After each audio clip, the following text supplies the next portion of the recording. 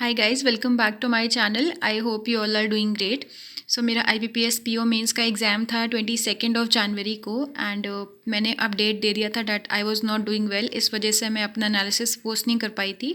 सो आज मुझे थोड़ा बेटर फील हो रहा है और कल मेरा क्लर्क का एग्ज़ाम भी होगा, तो इसलिए मैंने सोचा कि आज ही आप लोग के साथ अपना एनालिसिस शेयर कर देते हैं.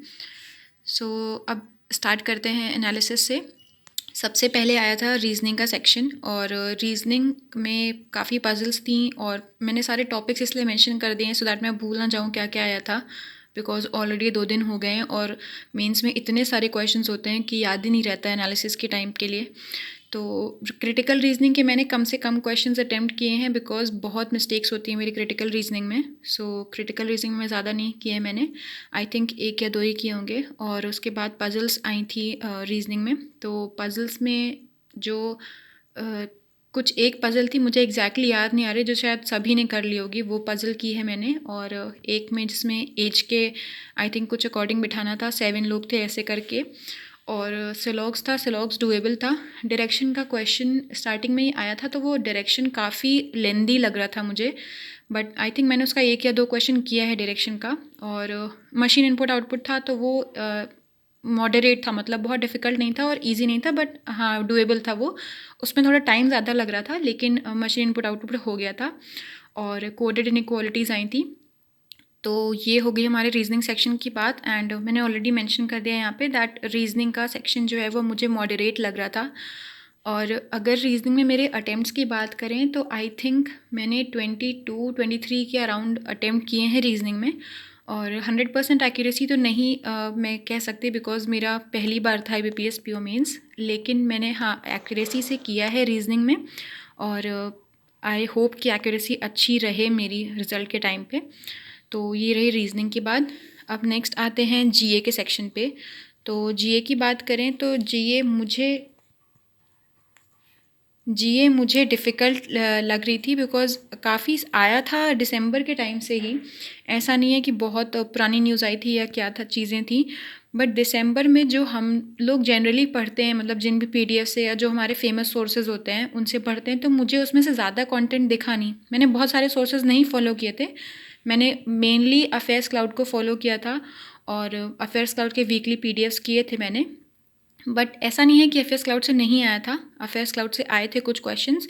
बट जो ज़्यादा पार्ट ऑफ द पेपर था वो मुझे लगता है कि न्यूज़पेपर से आया था. और कौन से न्यूज़पेपर से आया था इसका मैं आपको आइडिया नहीं दे सकती, बिकॉज न्यूज़पेपर मैं उतना करती ही नहीं हूँ. इनफैक्ट मैं न्यूज़पेपर पढ़ती ही नहीं हूँ, तो मैं सिर्फ अफेयर्स क्लाउड से ही करंट अफेयर्स कर रही थी. तो मोस्टली वहाँ पे मेंशन था कि in the according to a newspaper report of December ऐसे करके. तो GA में मुझे डिफ़िकल्टी लग रही थी. जिसकी GA अच्छी होगी या जिसने अच्छे अटेम्प्ट्स किए होंगे तो प्लीज़ मेंशन करेगा कि आप लोग को मतलब कहाँ से लगता है कि आया था एग्ज़ाम में क्वेश्चंस.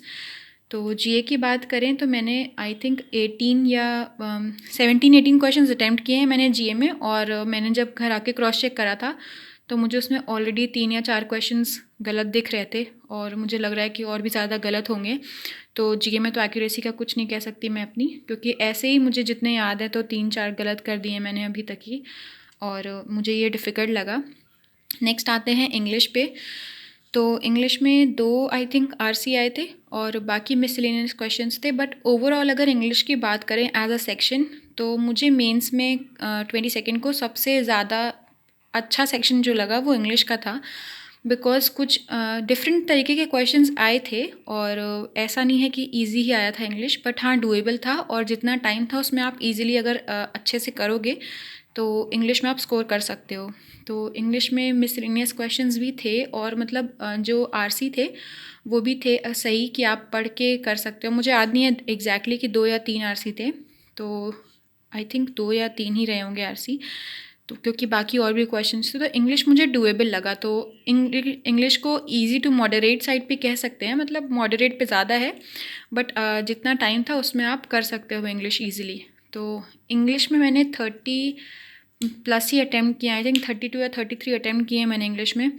और बाकी तो डिपेंड करता है कि एक्यूरेसी कितनी है, बिकॉज मेंस में गड़बड़ होने के चांसेस ज़्यादा रहते हैं. बट मुझे कुछ क्वेश्चंस में डाउट था 2-3 में, बट मैंने GA में जैसी परफॉर्मेंस की है तो उसकी वजह से मुझे लग रहा था कि अब ठीक है जो होगा देखा जाएगा. तो इंग्लिश में भी मैंने अटैम्प्ट कर ही लिए हैं.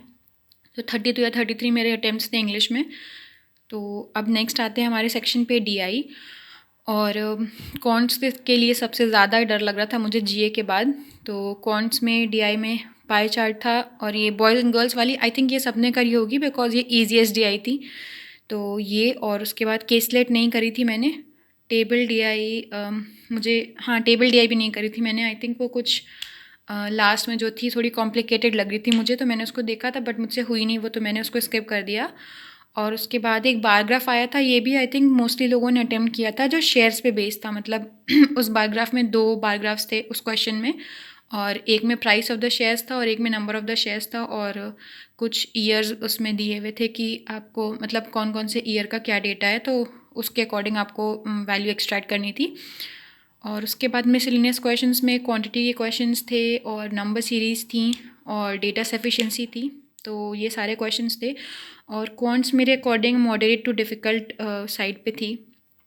और मैंने अटेम्प्ट्स की बात करें तो क्वांट्स में मैंने अटेम्प्ट किए हैं 12 या 13 क्वेश्चंस अटेम्प्ट किए हैं मैंने क्वांट्स में। और एक्यूरेसी का कुछ नहीं कह सकते हैं बिकॉज जितना वैसे मैंने किया है तो आई थिंक एक्यूरेसी सही होगी मेरी क्वांट्स में, बट ज़्यादा नेगेटिव मार्किंग होगी या फिर जो भी है, और सेक्शनल कट ऑफ कितनी जाती है तो उस हिसाब से देखते हैं। बट हाँ, क्वांट्स मॉडरेट टू डिफ़िकल्ट थी। तो ये रहे मेरे अटेम्प्ट्स क्वांट्स के।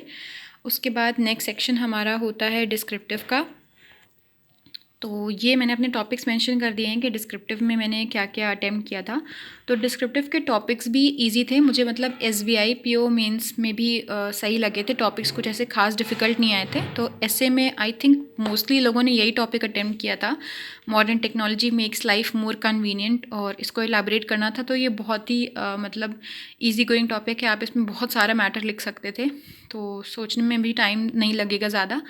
तो इसको अटेम्प्ट किया था मैंने। और इसमें डिस्क्रिप्टिव में मैंने एग्जैक्ट आई थिंक 251 वर्ड्स लिखे थे मैंने एग्जैक्टली।